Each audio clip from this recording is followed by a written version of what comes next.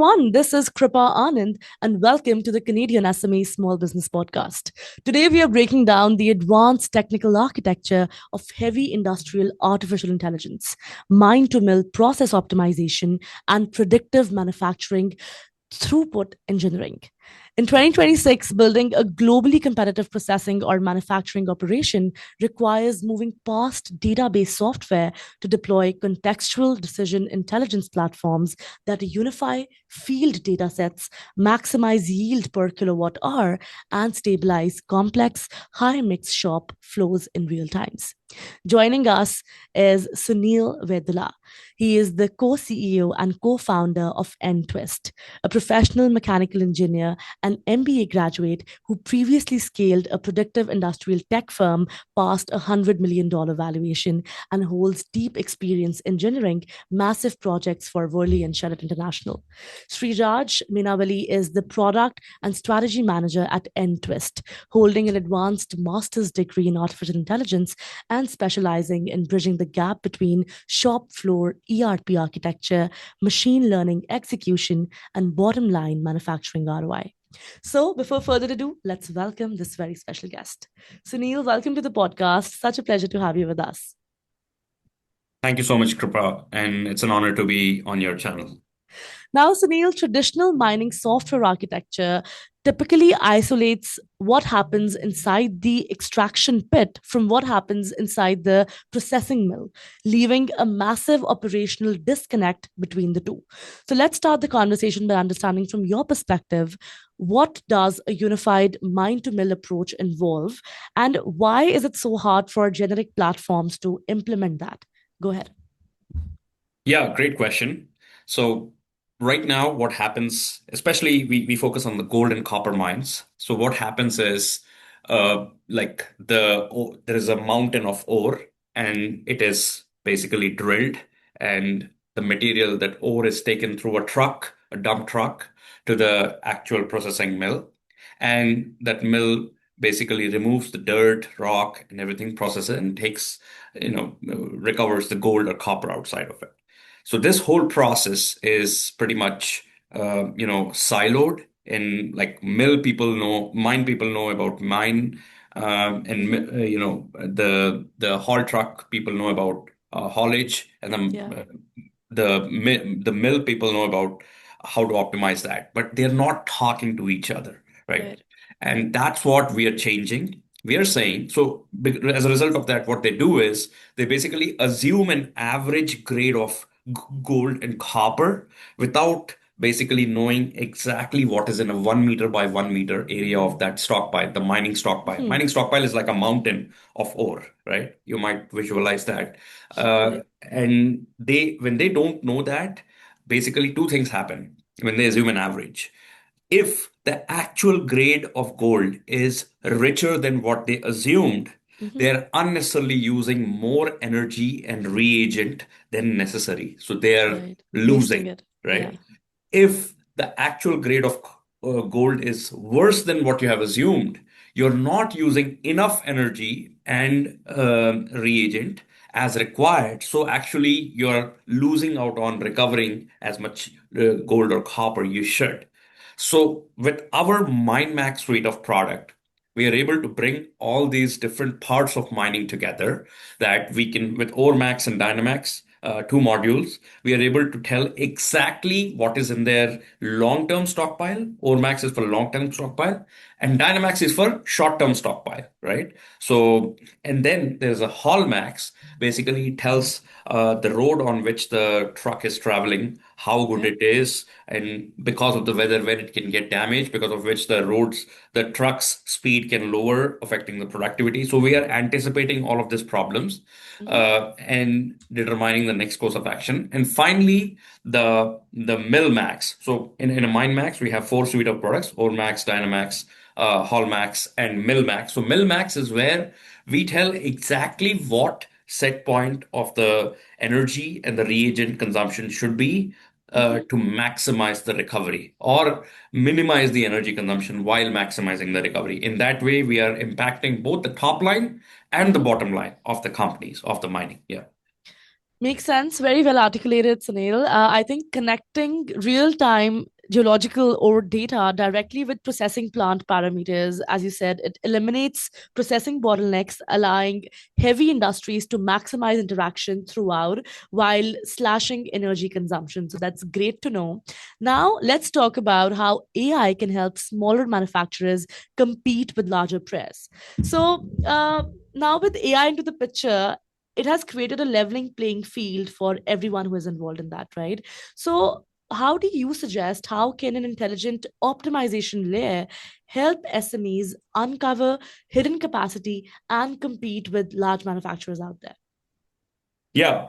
So, with AI, what happens is that, like, as Google CEO Sundar Pichai put it, like, what was Google? Google is a level playing field between a Stanford professor and someone, let's say a roadside fruit vendor.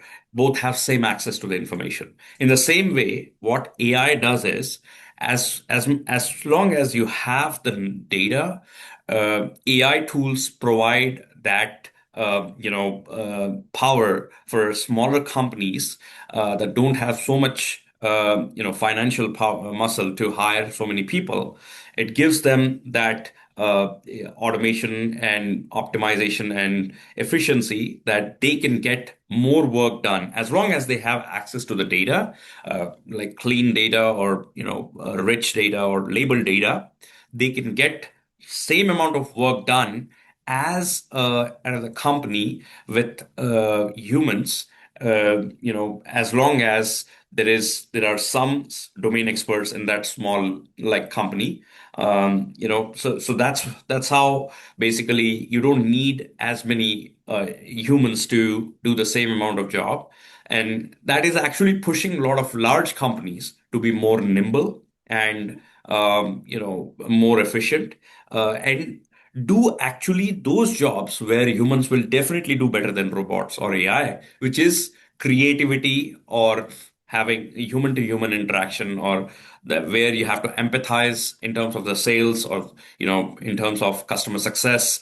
But those skills that can be done by a robot or an agentic AI system based on the data, they can be done without people. So that's where it is bringing those small companies, giving those small companies those tools to compete directly head on with the big companies. In fact, it is pushing the big companies to become as nimble as a small company.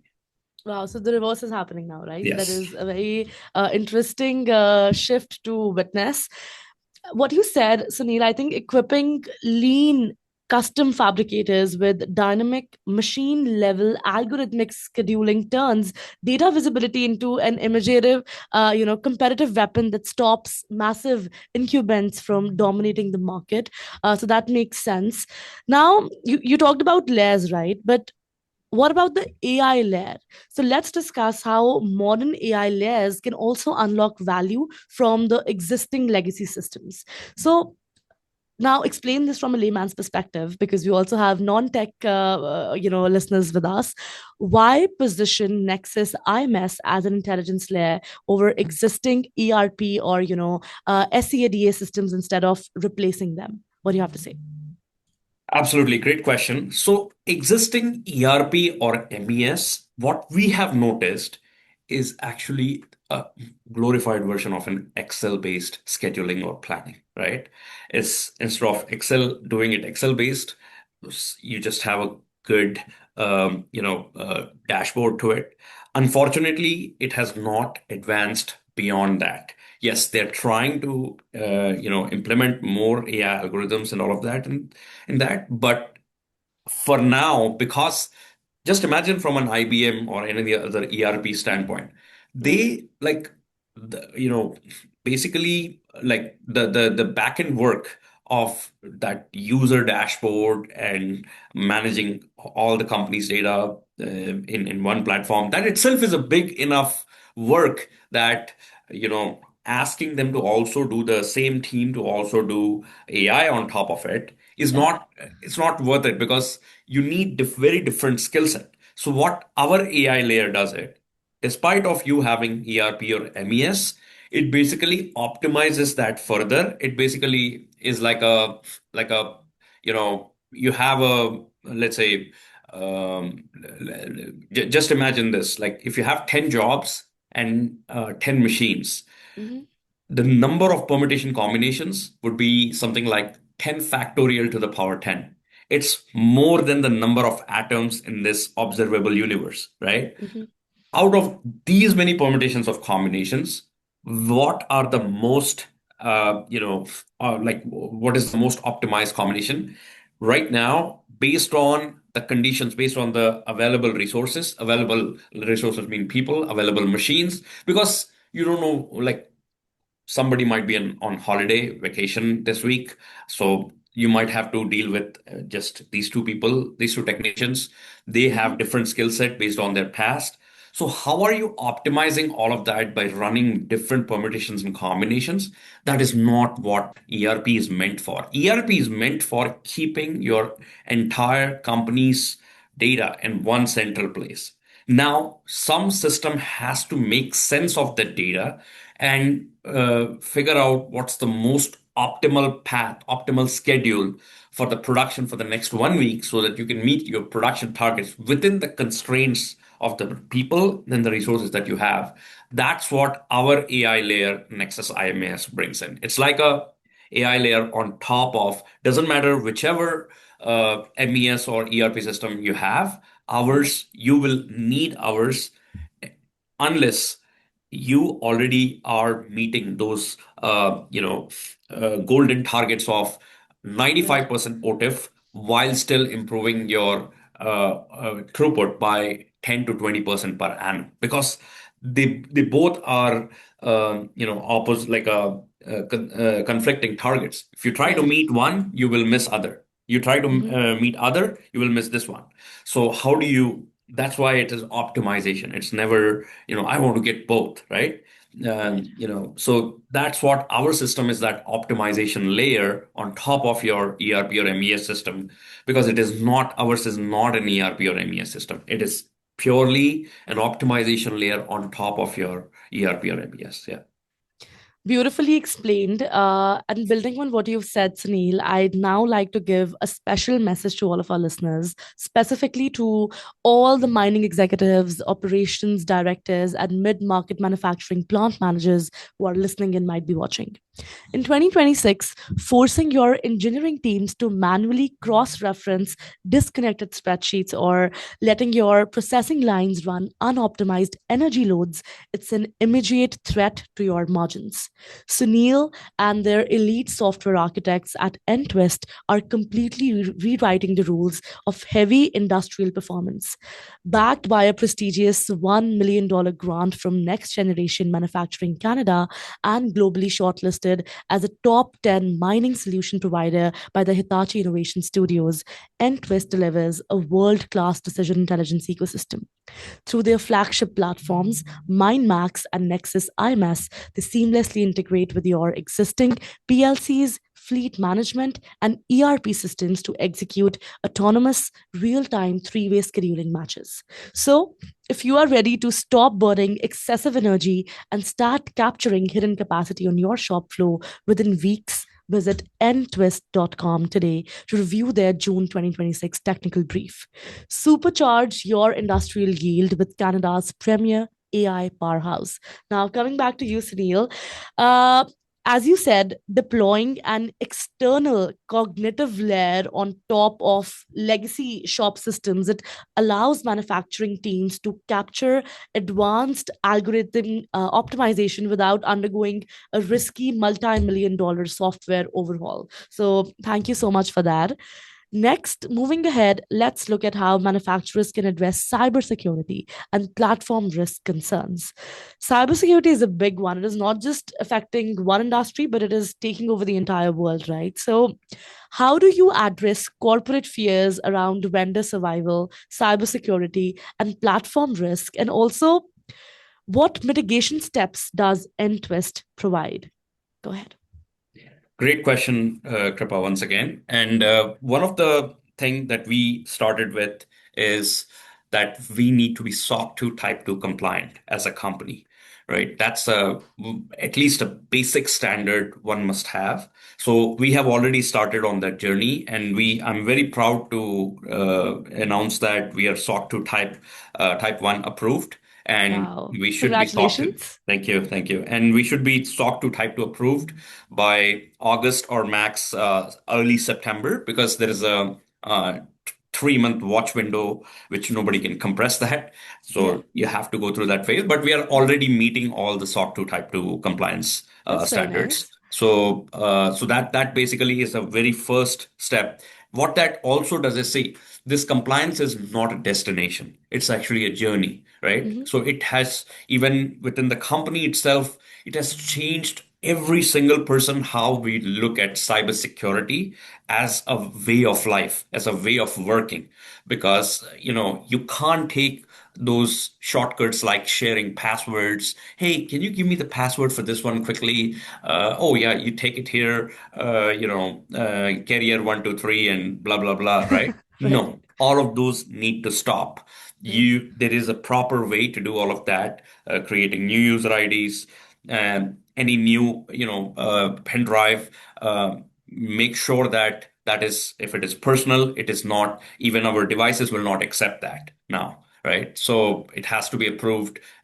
We have our own bring your own device. If, let's say, someone wants to work with a certain laptop that is not part of our standard laptop policy. I mean, as a standard, we have a Lenovo standard, right, for everyone. But if someone wants to work in a Mac or let's say something else, so they have to follow that bring your own device policy and have a Vanta agent and various other software so that we are able to track. It's not about tracking what people are doing. We're not being that intrusive. It's about saving them for those threats, because we are dealing with customer data, which is Hmm. highly, confidential. And, we look customers' data as our own survival. If we don't Right. take care of customer data, we would not survive. So if we take it as our life dependent upon it. So that's why we have all these, like a gate after security gate after security gate. Hmm. At least there is a 3 to 4 layer protection everywhere built in now, right? And that's Hmm. why we are also able to get that SOC 2 Type 2. So these are the things that we are doing to make sure we give that trust to the customer that your data is absolutely safe with us. Yeah. That's amazing. It's so good to see you so passionate about what you're doing, Sunil, and so much more power to you. And kudos to what you and your entire team has built. I'm loving this conversation today, and definitely we'd love for you to be back, hopefully for an in-person episode that we do the next with you. But for now, before we let you go today, if there's one final piece of advice that you have for our listeners today, specifically for all the industrial operators who to extract real value from their raw data without getting overwhelmed. If you could whisper one thing into their ears, what would you say and why? Yeah. See, don't try for perfection. It is not going, there is nothing called perfection, right? Hmm. Because I see a lot of people looking for that perfect solution. They wait so long that the industry itself changes to something else, right? Yeah. So progress on a daily basis, right? Mm. That's what is more important. Even 1% progress is, so that what that means is basically, if if you have a certain set of data, I mean, you can do a quick, we can do a quick assessment with you about what you have. And if you're a mining company or if you're a manufacturing discrete or batch manufacturing company, Hmm. we can do a quick ROI assessment of what data you have, how much value we can get. Based on that, I would suggest, let's go for a quick, 6 months, 3 to 6 months pilot, right? Hmm. And our pilot is built in a way that your like we guarantee your downside risk is zero, right? Because that's why we do that initial assessment. If we don't feel that we can provide value, we will Right. not engage with you, because we will give you a good advice that it's not worth having our software, right?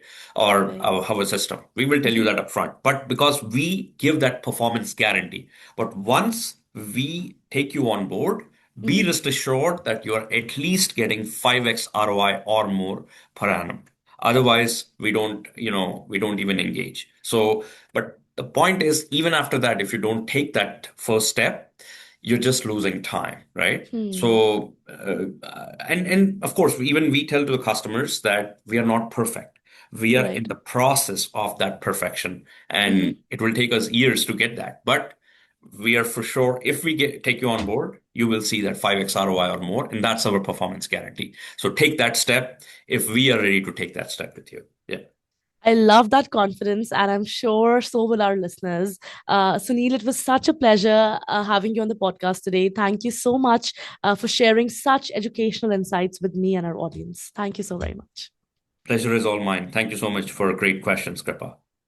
All right, that was Sunil Vedula from NTWIST, a masterclass in bridging the gap between mine extraction and mill throughput using NGen bagged Nexus IMS platform to give small manufacturers massive scale and understanding how contextual AI minimizes energy and intensity across heavy industries in 2026.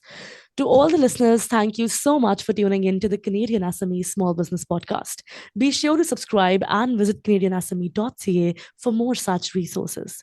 To learn more about how we are supporting the ecosystem beyond the platform, please go ahead and visit the Small Business Foundation at CanadianSME Small Business Foundation.ca. And lastly, a very special thank you to our partners, UPS, our shipping partner, and ADP, our HR partner, for their ongoing commitment to empowering SMEs across Canada. I'll see you all in the next episode. Kripa Anand signing off.